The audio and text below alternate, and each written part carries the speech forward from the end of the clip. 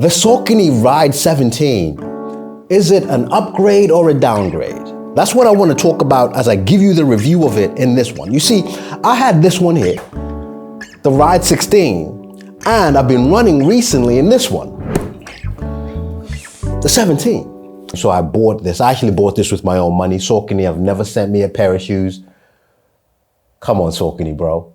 And I have to tell you, everything about this shoe is an upgrade apart from one thing. Now, all of the reviews that I've watched haven't mentioned this one thing, and to me, it sticks out like a sore thumb. So even before I introduce myself, before I start with the review, let's touch on this one thing. On the 16, can you see that? Eyelets, holes, fortified, no longer eyelets.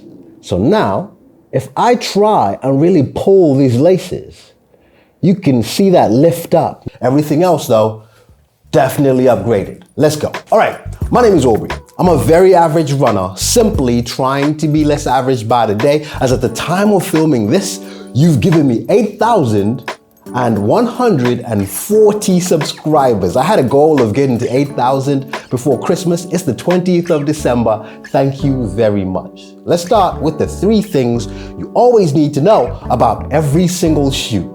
All right, price, £135 for a daily trainer. Saucony, well done for that. A lot of shoes are up there in 160, 170 that do what this shoe does. So 135, that's very much welcomed, well done. Let's talk about stack height. Now for me, yes, it's important we touch on the stack height, but it's important, more important, that we touch on the makeup of this midsole. 35 mil at the back, 27 at the front. Well done for introducing something premium that the 16 didn't have in this one. We'll touch on that in a little bit. Okay, and in terms of the weight, 300 grams in a 9.5 UK. Unfortunately, it's heavier than the previous version, but I'm gonna keep emphasizing this on my reviews. I feel a lot of people are putting too much emphasis on the weight of running shoes. For an average runner like me, no problem whatsoever. Saucony, for the additional changes, the upgrades that you've done to this shoe, it warrants that weight gain. So I'm cool with it. All right, so I've started a new section in my reviews called the FOD section. Essentially, I tell you guys how I've tested the shoe. Andy Rayner, the FOD runner, does this very well.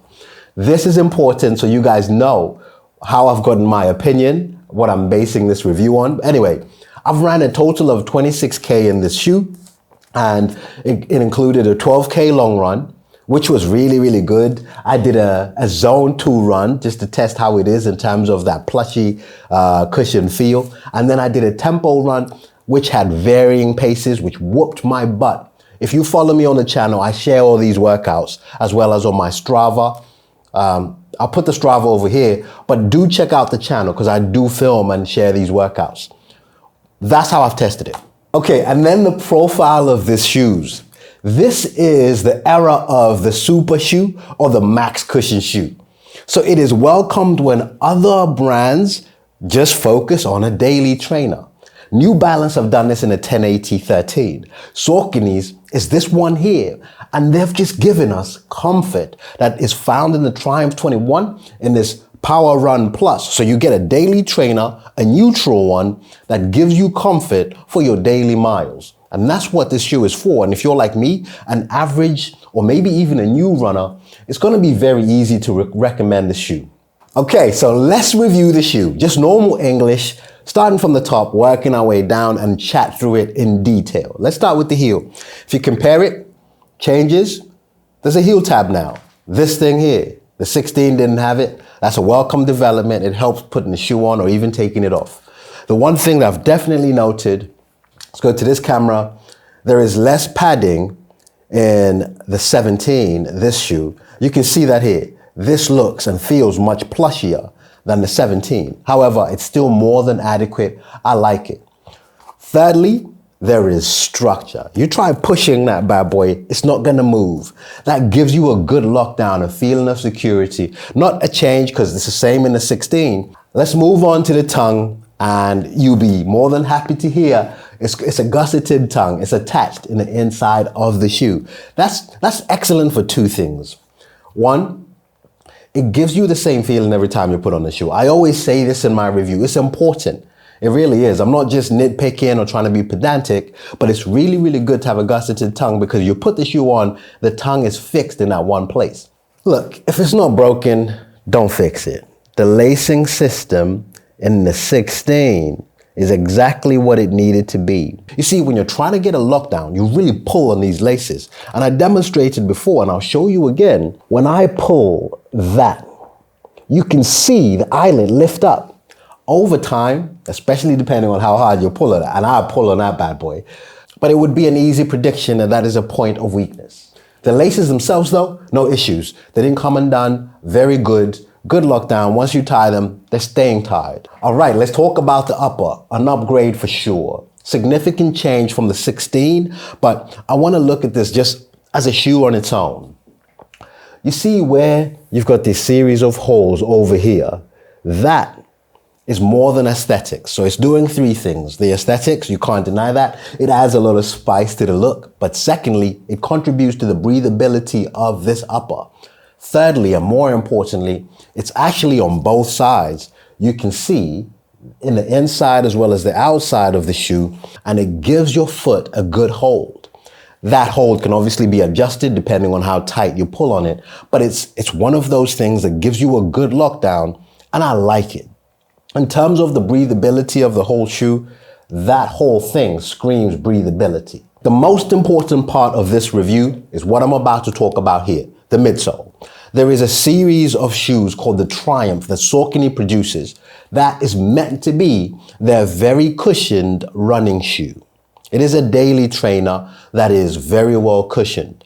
They've taken the phone from that and brought it here.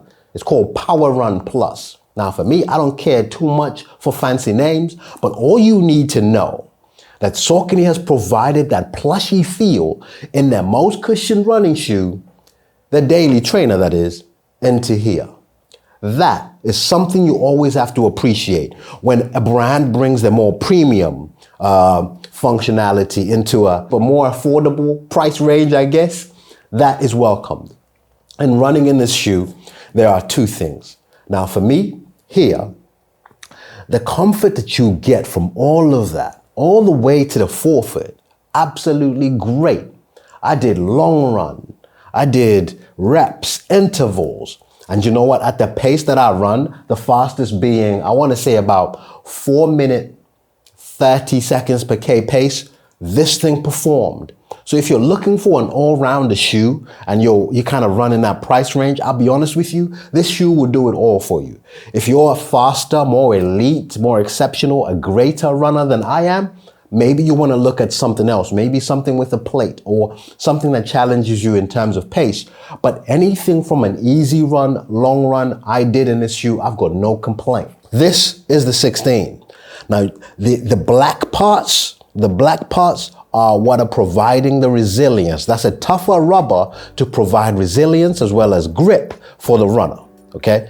But the black part in the 16 is actually flush with the midsole, the white part, which doesn't make sense.